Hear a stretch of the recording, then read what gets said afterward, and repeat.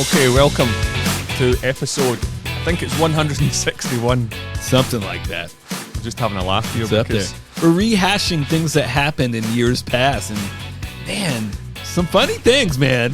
It's really good to dig up How the old tide graves. turns sometimes. The tide turns. I think you gotta I've- watch what you say sometimes, because later on down the road, things come full circle. I think they do. But I'll definitely tell that story because I have another couple that we can tie in with. Yeah. About caddies that were asked a couple of weeks ago or 4 weeks ago, is there anyone you wouldn't work with? And we both said yes. Yeah, for And sure. It just happens to be that I had to work with two in the last month. I've worked with a few recently too, and actually I got a couple of good caddy gems, like bad caddying, indifferent caddying, and when they go with the player that doesn't really want them caddying. We get a lot of that out here. And there was actually a memo posted not too long ago that I was kind of a part of that, wait till the player asks you to go with them. Don't just invite yourself along. And I have an instance of a player inviting himself along for the loop, and my God, was it a beauty. Yeah. Was it a beauty? A guy we've talked about on this podcast. I know a guy that got banned from a group. Like, Just heard You're about done. it last week. Yeah. you're done. We're over you, bro. Yeah. So you'd agree, episode 161? I wouldn't say I agree, but it's somewhere in that neighborhood. Yeah. Somewhere in there. It's good seeing you, bro. I haven't seen you in a while. You were like, oh, I haven't seen you since my whole big trip. And I was like, dude, I haven't seen you since you've been back. It's been a few weeks. Time's flying far too quickly, I'll tell you. I spoke to my brother on the phone, 2 hours ago. And he said, oh, what's your schedule looking like? I said, oh, well, we get the pure insurances back in time. Mm-hmm. And you're going to be back with our boy Tim Timmy. O'Neill. Is he going to come back on the podcast, you think? Or Yeah, he'll happily do that. We just have to ask him. And should we wait till after the tournament? I'll probably be leaving town quickly, right? no, I think we'll get it at the beginning. So you think we'll hit him up earlier in the week? Like I think so. Yeah, practice round time frame. I was jumping in the cold plunge and I mentioned my acupuncture. And he said, hey, man, why are you talking about acupuncture? I was like, well, because I got it. And he says, he literally just came out of the office and had a session. Oh, did he? You just had a session this morning, I had right? a session nice, this morning. Nice. Yeah, so my instructions now are once a month. Once a month for maintenance. Are you still having pain in that I'm area? probably about 80% of what it was. Gotcha. So another Caddie and listener, Jack Quilligan, he sent me some sort of toy thing that you can use to strengthen. Easy now. Yeah. And if you can't use it to strengthen, you can certainly use it to hit people with. There you go. So fingers crossed. You did mention my trip. I went away for 5 days to Colorado and played golf 5 days in a row. Got to be pretty sweet this time of year. It was like Celsius 40 something, 96 Fahrenheit. That's steamy. 5 days of super hot weather, and then the day we left, how did it the came G down. do in the warm weather? Were you Brilliant. able? Yeah, The ball goes forever. Stayed nice and hydrated, I assume. Absolutely, plenty of magnesium. I learned all about magnesium, Gotcha. but the ball goes forever. Oh yeah, you're at elevation. Hitting we were one day we were at 6.5, 7,000 feet. Woo! Ball goes almost 400 yards off the tee. Dang. Yeah, 380. Hitting 7 irons, 220. Yeah. Well, we actually on the fourth day we played a course called Sanctuary. Heard of it? Heard it's So really nice. The guy that created the brand Remax, which is real estate. Yeah, Remax Huge. Real Estate. Yeah, I think they have big time. Yeah. an air balloon in the front. Mm-hmm, they do. Right. Yeah. Red, white, and blue. I Red, think. white, Yeah. and blue. Well, he built his own course. Mine as well. Why not? Yeah. He's the only member, and the only way to play in it or play that course is in some sort of charity event. Gotcha. Of which So my host was his company were one of the main sponsors. Golf girls and boys groups or boys and girls of. So was it like a scramble or something or? Shamble. Oh, nice. So- So we were taking the big G's drive quite frequently. yeah, we took a few of mine. So it's always the tactics, isn't it, with the shorter hitters. I'll put one in place just to free you up. Yeah, whatever it is. exactly. Yeah. But I nearly got my first hole in one on a par 4. He nearly got his first. Listen to this, guys. Nearly. I hit it to 1.5 feet on a 425-yard par 4. On a par 4? Well, So that's it was- impressive. It was straight downhill, Zach, our host, he's like, I hit it over there, and we're just going, how can you possibly hit it? Sure enough, hit his line. Yeah. And they didn't see it, they just heard it, because coming from the height and the distance, it made a hole in the ground like a meteor. Crater. Yeah. Unbelievable. And then I missed the putt. You missed a foot and a half. You missed I it. missed the putt. They're like, why don't you just clear it up since you hit the tee shot? And yeah. So, but that was a lot of fun. Had some just a couple of great experiences. Now, one story I did want to tell you was, have you noticed on people send you a lot of social media stuff? You'll get tagged and stuff, and of course, there's a lot of fights at golf courses. There are, yeah. I've seen a lot of like scraps. Oh yeah. It's it's a highly viewed item on the social media. Yeah. You put up a golf fight, and all golf fans are like, "Ooh, how did this transpire?" Because we've all hit into the grouper bed, and you get mad at the group behind you. They get mad at you, and everybody wants to puff out their chest, and eventually there's a fight. But I've always thought, like, how can it get to that point though? That seems harsh to end up in a full on scrap. A lot of booze involved, yeah. So I can now see it, because the last day, oh boy, we played at a pretty high end club in Denver, playing with a guy called Angry Brian that I carry for. So straight away, see where this story's going. Well, hats off to the guy, by the way, because he showed a lot of restraint from this situation. Was he? Was he a member at? He's this a member. club? Gotcha. He's a member, and I didn't realize this. We're a group of heads, one member, and 3 guests. They're slow. It's really like these private clubs. They take it seriously. Pace of play. These guys were not taking it seriously. Super slow. We're waiting on every shot. I don't understand why they didn't just say, "Here, guys, off you go." Yeah, jump out in front of us. Brian hits into them. It rolls. It's a roller.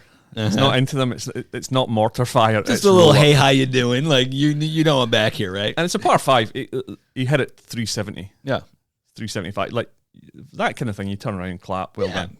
Good job. Next hole, uphill par 4, 340 yards.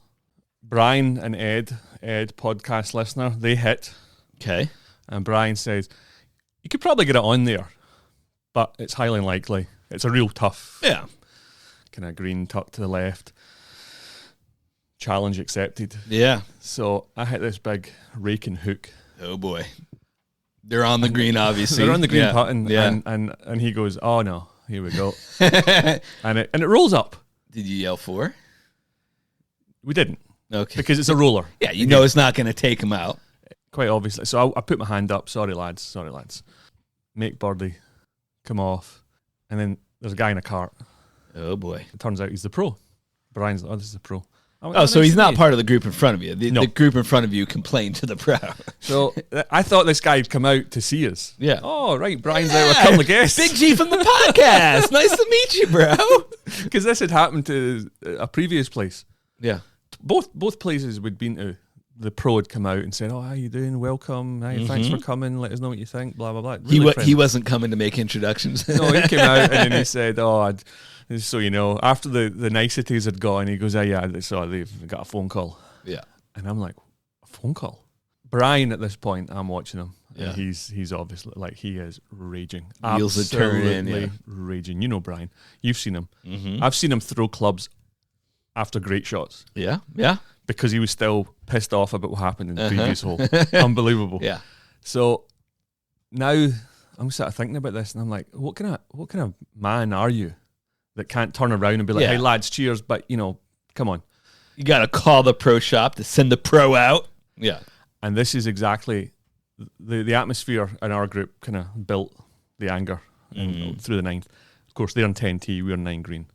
Okay. And I'm going, this is the moment that these fights start. Yeah. Because that's when you shout, hey, oh, do you want to call your mum? Oh, call your exactly, mum? Yeah. Why don't you call the cart girl? Get her out here. And that was it. And it ended up being me that was saying, Brian, just think about your future at the club. Yeah. And he was. He says, I'm literally thinking about my future. Well, hold on. Back up. This is like a first.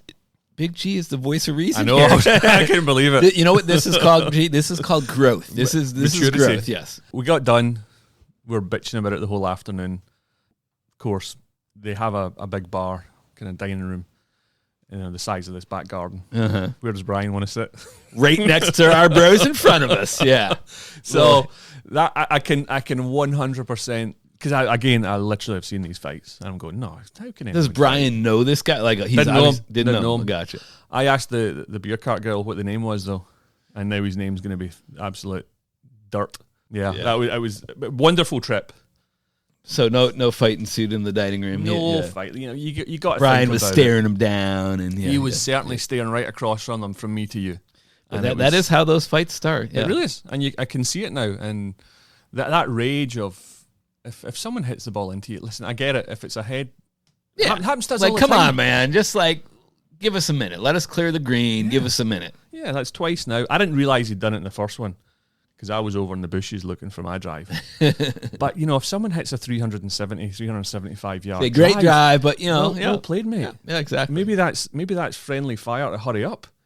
They're so slow. Exactly. They're shocking. Exactly. But yeah, anyone ever wants to go to Colorado and play golf, wonderful place. It's two kind of states. You get the Rockies, the mountains, and then you get this farmland that's just flat and goes on forever and ever and ever. Good courses on both sides of it, right? Yeah, in the mountains and in the flatlands. The chat is or it's not the chat, it's happening. Kaiser, he's building 6 golf courses. It's going to be called Rodeo Dunes. Wow. 2 hours east of Denver. Nice. And it's these sort of natural dunes that you get in Scotland. Those are the people that do it. They do it right, man. They do it right. So they'll make a fantastic property out there. Oh, phenomenal. But no, we had such a great time. And people are so friendly. We seem to have a little, where we live, I don't know, that customer service or just a friendly face. It's not the same. Well, not the same as other parts of the country. Yeah, true. What's been on with you? Well, I've been caddying all the time. You were gone on your trips, and I've been working every day. Somebody's got to make some money around here. But a lot of loops, a lot of different caddies, man. A lot of working, a lot of bench jobs. So you tend to work with a lot of different caddies, and it's so hectic out here with all.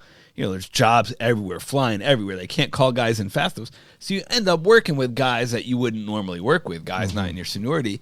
And I got the chance to work with this one kid who's been around for a few years now, and I have been told about how he looks quirky to begin with, kind of wears different clothes and stuff. Yeah. And I've heard stories about him, and I finally got a chance to work with, and man, it didn't disappoint. I mean, just, I heard stories like when he first started, he was on the greens with a calculator punching in numbers.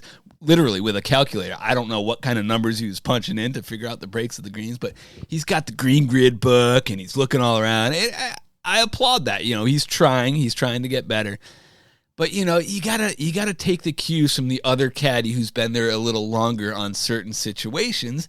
Mm-hmm. You work together. You gotta follow in line. Certainly on par threes and stuff. So we get to the 5th hole in the week course, and it still irks me to say. I think I told you briefly about this, but it's 132 to the pin, to a front right pin, and it doesn't really play uphill, but a little longer because your guys suck. So you tell them 135, you tell them 140, and I very clearly to the whole group I said, it's 132. Let's hit 140-yard shot. Yeah.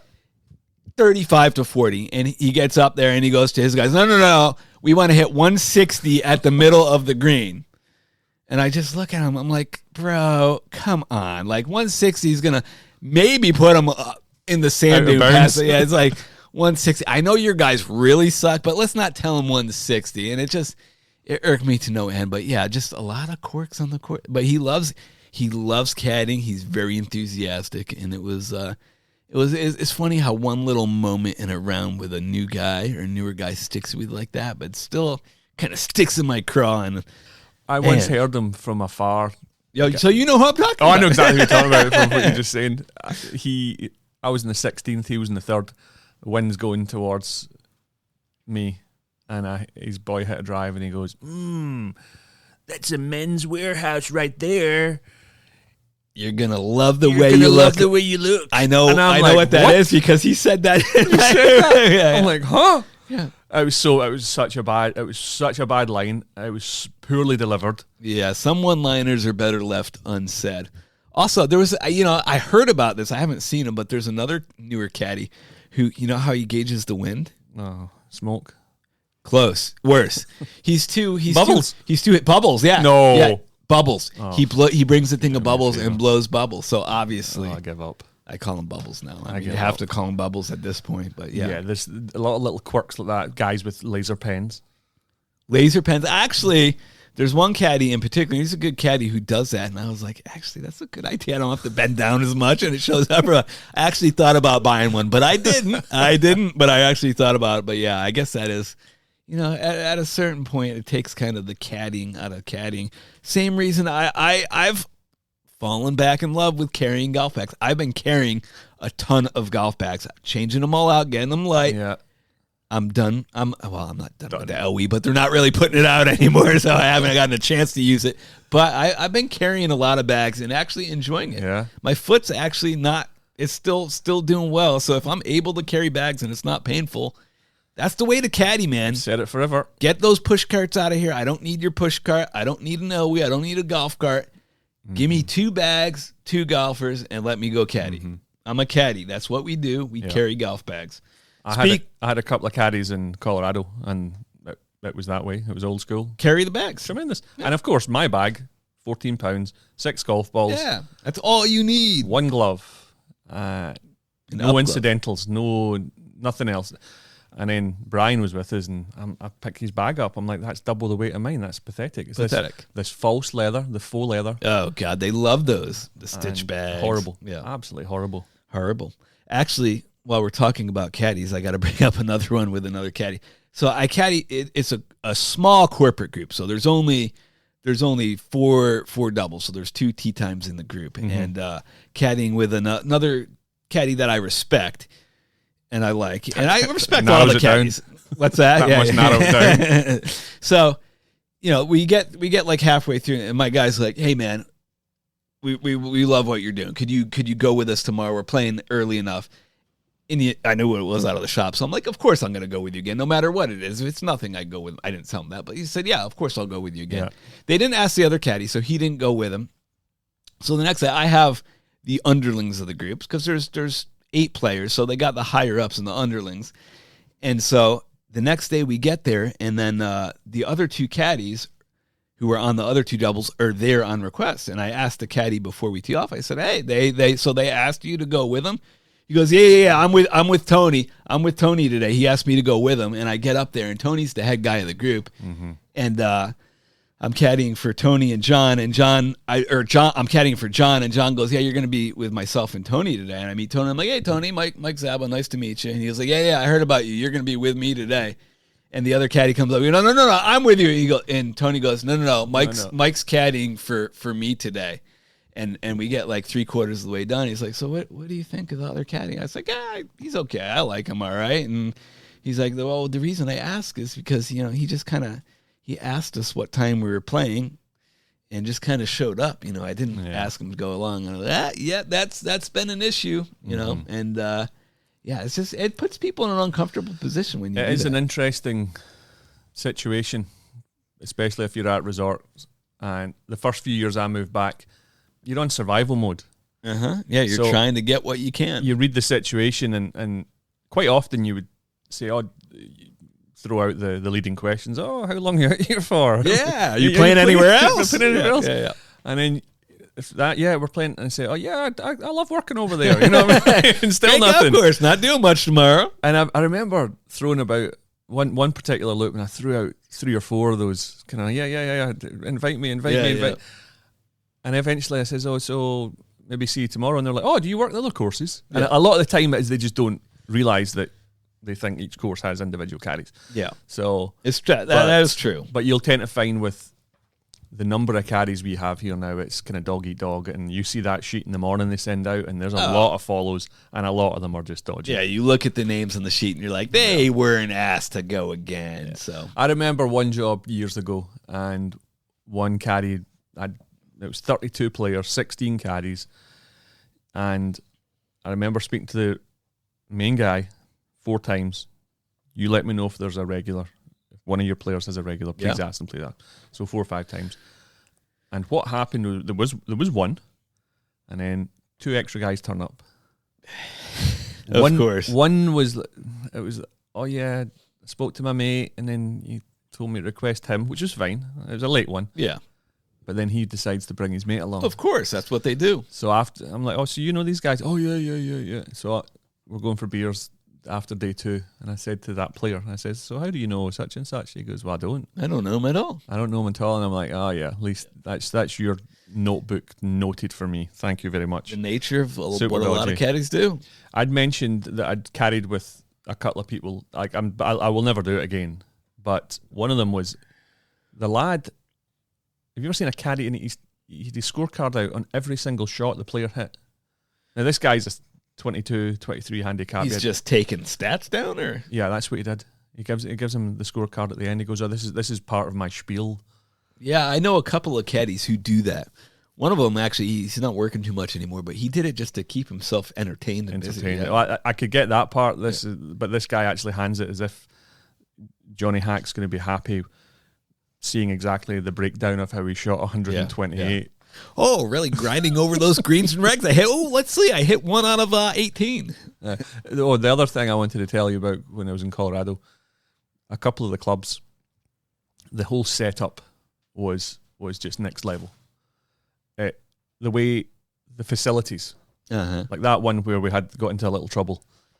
I don't think I've ever been at a golf course. There's clubs here that think they're the bee's knees. Yeah, they don't even come close to the sort of the service and facilities of where we went. Some of these high end places, man, they do it legit. They spend the money, they put the staffing in place, and it is just out of this world nice. Yeah. The whole, and I thought to myself, because our caddy was with us, and he was sort of helping himself, but he wasn't.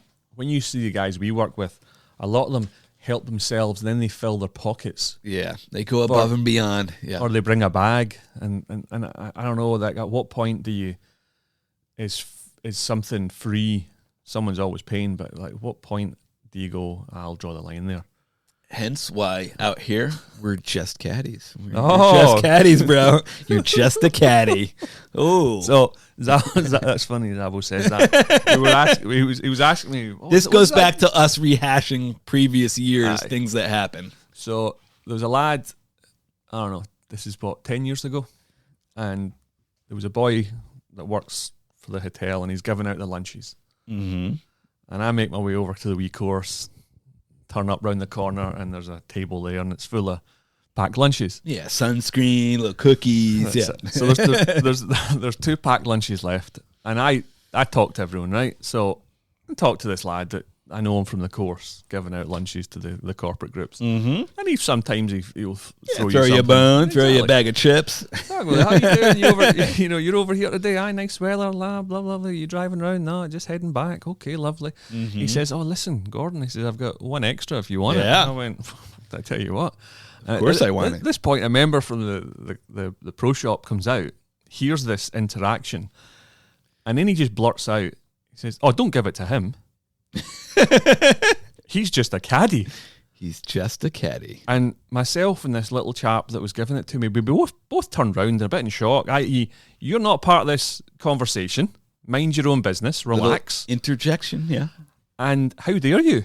Like, really, how dare you? So I just feel you're like a seagull. You don't want to feed the caddy. Don't feed the caddy. I was just like, the balls in this guy. Yeah. So I looked at him and I said, just a caddy, huh? And I pointed at him right in his face. I went, that'll come back to bite you one day. Right? And I never thought anything else of it, right? Until maybe 3 years later. Would that be a right time scale? 10 years to 3? About that, yeah. So about 3 years later, I'm walking from the 12th green to the 13th tee at the big course.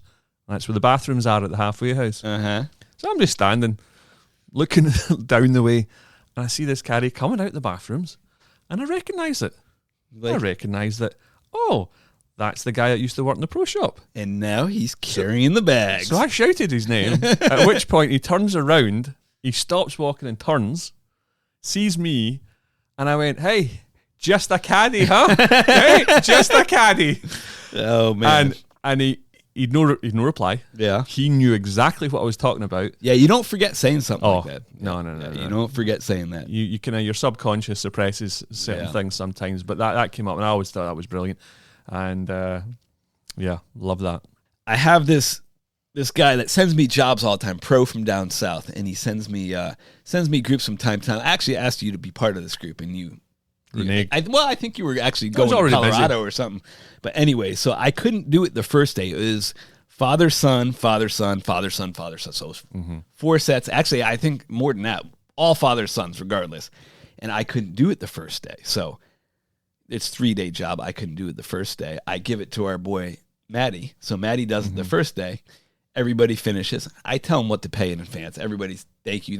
Maddie texts me, thank you for the job. I was like, okay, great. So I show up the next day and I'm like, about to get to the tee, and Evan Kuchar, our friend, podcast listener, was like, man, you don't know what you're in for today. I'm like, what are you talking about? He's like, the son you got, man, he's a handful. He's going to ask you a million questions. He didn't really play well yesterday. 3-putted everything. He's supposed to be a decent player, but he 3-putted. It's going to be a lot for you. So I'm like, oh boy, here we go. I'm not up for this. And then we get to the tee, and it was, they were at the wee course the first day, all off carts.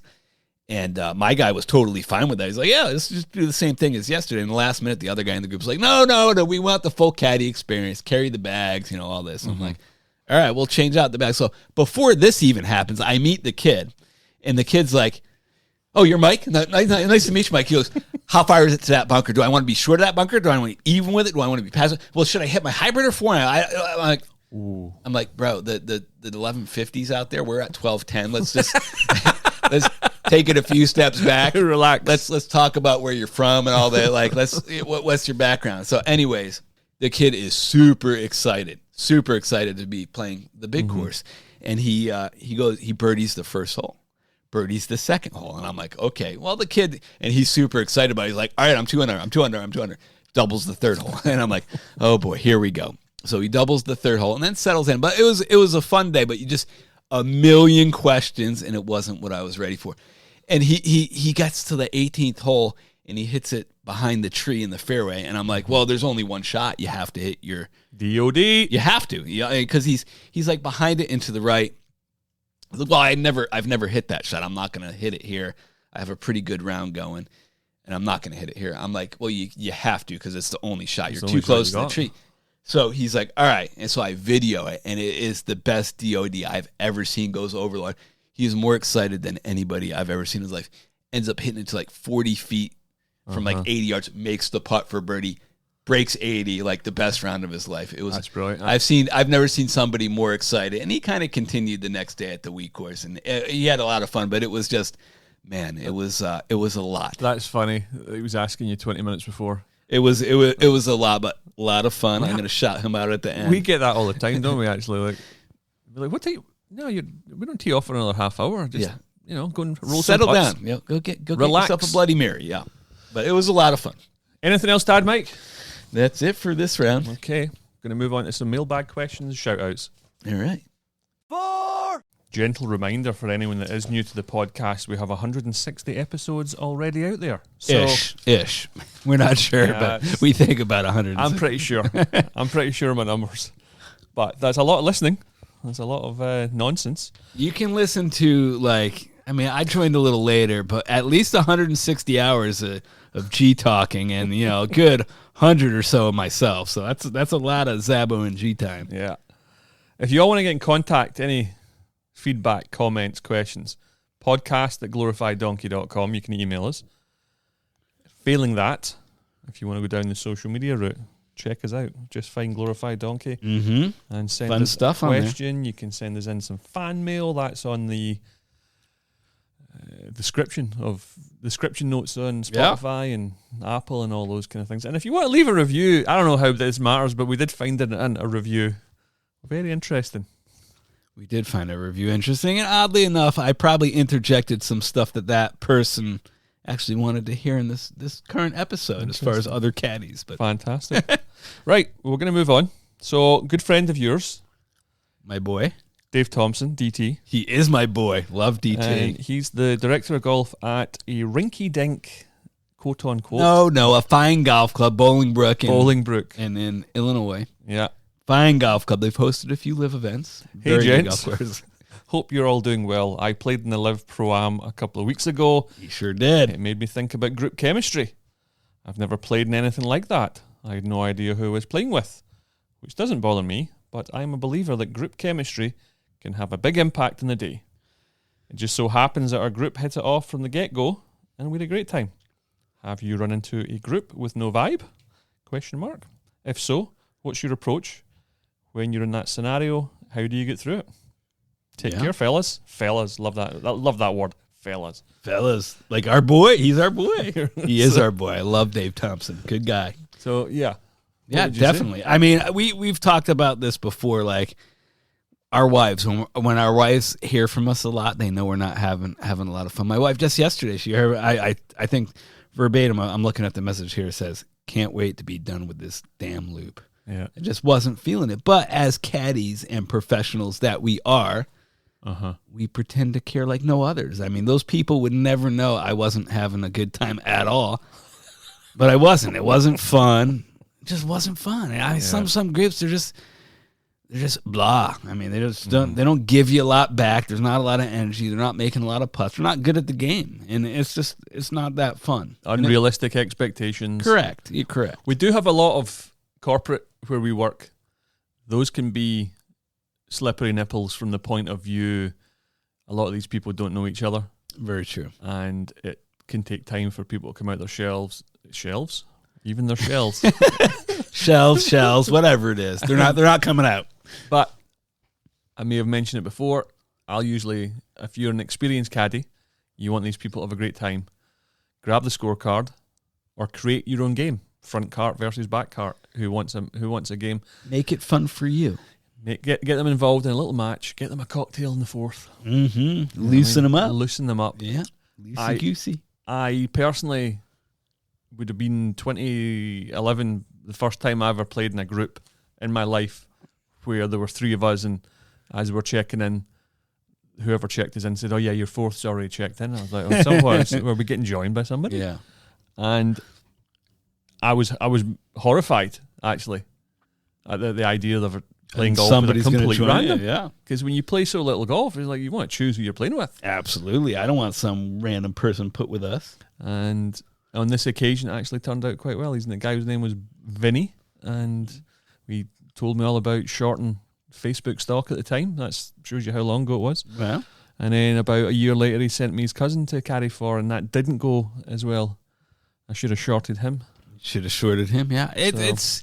Yeah, you never know. It brings, Macapa groups in town this month. They do that a lot. They, every time now, they to prevent that from happening, they buy out the whole foursome, no matter how many people are playing, just so they don't come across that. Once in a while, you hit a home run and you meet a Vinny or somebody nice, but it's few and far between. Most of those people that are by themselves for a reason. You don't want to play with them. Yeah, I've seen some awful behavior from randoms in the golf course, and if you were paying a lot of money these days to play golf, you wanna have some fun. So yes, group chemistry, incredibly important. Probably the most important thing about for sure, golf. For sure. So we got a story here. This is from a long-time caddy, 14-year veteran. Okay. I have a great caddy confession for you boys.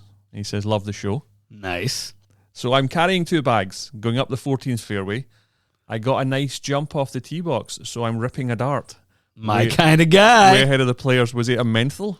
Yeah, definitely my kind of guy. Back in the day, not anymore, Marianne. I don't smoke anymore. Known as the chimney. I do my best to not smoke around the guests, as you should. I don't actually mind people smoking around me. I love the smell of cigarette smoke. You and me, cigarette smoke for me. Cigarette smoke. Fresh cigarette smoke. Like stale smoke, terrible, but like fresh tobacco. It reminds me of when I grew up caddying back in the day. Reminds me of when I used to smoke every day. So, he doesn't smoke around, I guess, blah, blah, blah. Yeah. So I get up near the tee shots and I flick the cigarette out. The ember from the cigarette falls down inside one of the golf bags. Oh, no. It's a brand new vessel bag. We just mentioned those. Oh, yes. This could be a happy ending. You get rid of the bag. Get rid of the bag. The players are about 60 yards from me at this point. All of a sudden, I see smoke bellowing out of the guy's golf bag. No. I'm panicking at this point as the guy is walking straight at me. He gets up near me and I awkwardly face the golf bags away from him. Oh, man. Give him a yardage. He asks for a 7-iron and says, "What's that smell?" I play it off, tell him I don't smell anything, and walk towards my second player. That move. Mind you, there is still smoke coming from the golf bag. Oh, boy. Oh, dear. Luckily, I had a half bottle of water in my bib. I start dumping it into the bag immediately. There you go. Yeah, yeah. The last 3 holes, the guy's complaining about how his grips are wet. Better than burnt. And his pitching wedge grip actually had a small burn in it. Ooh. That'll be the smoke then. That was all your fault, bro. Not one of my best moments, and let's say I no longer put my cigarettes out anywhere near the golf bag. That's from a Nick Dial. Nick Dial. Who didn't have it dialed in that day. Did not have your cigarette smoke dialed in. Oh, man. That's brilliant. crazy. You ever damaged anything, Mike? Oh, yes. Yes, you have. No, well, I saw another caddy, drop a driver on a cart path, and yeah, a little scuff on the top, a little Sharpie to fix it up, and good to go. But yeah, that is terrifying. You got to be careful. Got to be careful out there. It gives me anxiety. Mm-hmm. That's the only thing I ever get anxious about in the golf course is expensive putters, expensive drivers, and causing damage to them. It's easy to do. You got to be very careful. I was much more careful after I saw careful. I was careful. Much more careful after I saw that caddy drop that driver on the cart path. I was like, oh boy, we got to be careful about this. Careful. If you are a golfer and a caddy's ever damaged your club, you should email us. Let us know. We'd mentioned digging up old graves, Mike. Mm-hmm. We're going to do another one here. This next question is from James Rook, who is an Englishman who lives in Canada. Yeah. Oddity, but yeah, usually it's Frenchmen that live in Canada. I'm an Englishman living in Canada. Hello, lads. I enjoy the show and wanted to enter the Zabbo debate on hole-in-ones. Welcome to the show, James. Welcome to the show. What's longest question, please? Longest standing commentary on this podcast. It really is. I mean, let's hear it. What do you have to say, James? Does a hole-in-one and a member guest shootout count? Of course it does. It's in a shootout. In a member guest shootout. Of course you have to count I think what Zabbo means is it's on a golf course, so anything counts, even if you're putting. Were you behind the tee marker? Yards. Were you taking mulligan? No, you hit one shot in the shootout. It's a hole-in-one. Count it. Although, actually, if you think about it, you're not really keeping score in the shootout, right? I mean, you're getting knocked out hole by hole. It's kind of a match play sort of deal. Although, would you count a hole-in-one a match play? Yeah, you would. I don't know. That's a tough one because you're not really keeping score. My whole contention on the par 3 is, you have a scorecard. You're keeping score. You're on a par 3 course. Yeah, they're all par 3s, but you hit it in the hole from the tee. It's a hole-in-one. Score play or match play. I'll take it. Yeah. But you know where I'm going to stand in this one here, James. Don't count it in G's eyes. A little bit of fan mail here. Nice. Far be it from me to schedule your episodes. Yes, we'll decide. Yes, we will decide. But I vote for 3 or 4 episodes a month, especially when winter rolls around here in Illinois. Keep up the good work. Hope to visit one day. And that came from a guy in LaGrange Park in Illinois. Well, we appreciate the feedback, and this might be a good time to mention Buy Us a Beer. I mean, it's sponsorship's always out there and available. Go to the website, glorifieddonkey.com. You'll see a link if you want to support the boys, buy us some beers. You can also find a link on our Twitter page. Talking of beers, got a couple here. H&R Roofing Supply, they're in Oxnard. That's our boy Mark. Our boy Mark, love you. He says, keep it up, boys. Nice. So if you are in Southern California looking for roofing supplies, I hear he does some great stuff. Mark's your guy. H&R. Work. Got another one here from a David Guest, who I believe you know. DG, love you, DG. And Ping Ping. Just went to Pinehurst with Ping Ping. Yes, Ping Ping. And learned a new putting phrase from him. It's pudding pop fingers. I don't think we really need to go much further with that, huh? I'm not even going to try to analyze that one. Pudding I'll trust your fingers. word, DG. Can't even begin to imagine.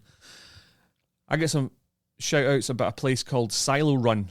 Okay. It's in Boonville, North Carolina. If you've got $33, you want to play a really sweet track down in Boonville, North Carolina, it gets 75 or 80,000 rounds a year. Woo! I recently carried for the father-in-law of someone I knew, old David from the south right there. He looks as if he came from a movie. Nice. Little David. And David retired about 12 or 13 years ago. Nice. 5 days a week, he goes to silo run. He sits on top of a mower and he cuts the grass. Wow. Every morning, 4 to 7. 4 a.m.? 4 a.m. And then he People waters are awake? He waters it as well. And I says, do you water or you cut it first? I can't remember what his answer was, but whatever it was, I questioned, maybe you should do it the other way around. And he just looked at me with a blank stare and went, I never thought about that. Yeah, there you So go. yeah, silo run. And then my only other shout outs to a Brent Byer and his wife Amy. Brent is a guy I've met years ago. Didn't realise he listened, hadn't seen him in a few years, but he's waiting to get hip surgery. Once he gets that, he'll be back out. And he's a podcast listener. Nice. Fantastic. Welcome. Awesome. Zabbo, what you got? In form of what? Shout-outs? Yeah, that's usually what happens at this time. I got to shout out my boy Surgeon Andrew, caddied for them for a few days. Had a lot of fun with them. Got to shout out Michael and Max, the father-son that I was talking about earlier. A lot of fun. And Larry Atlas, who sent them to me. Love it. Last but not least, got to shout out my boy, your boy, everybody's boy, Mark Turner. Randomly, I saw Mark as I was finishing one of my rounds at the Wii course, and I think I was actually giving the podcast card to somebody and talking about it, and Turner comes up, Zabbo, we chatted back and forth for a few minutes. Mark, I didn't bail on you that one time. I know you're still mad at me about that, but I legitimately did not have that job in my calendar, either of my calendars. I don't know if Mark actually listens. I quite often I think he does. Well, I often hear him telling people that it's the real Caddie podcast. Like, we struggle to say the name sometimes. True. But, it's certainly not that. But anyway, Zabbo, you got to go to work. I do. Like right now. Thank you for your time. Absolutely. We'll back in a couple of weeks. If you get any good questions for Tim O'Neill, send them in, please. For sure. He'll probably be the next guy on here in 2 weeks' time. Mm-hmm. Also, Zabbo, enjoy your caddying, but just remember, you are just a caddy. I am just a caddy. You're just a caddy. Yeah. And to all our listeners, many thanks for your continued support. Get out, share the podcast, keep on listening. Until the next time, though, enjoy your golf, but more importantly, keep it humble.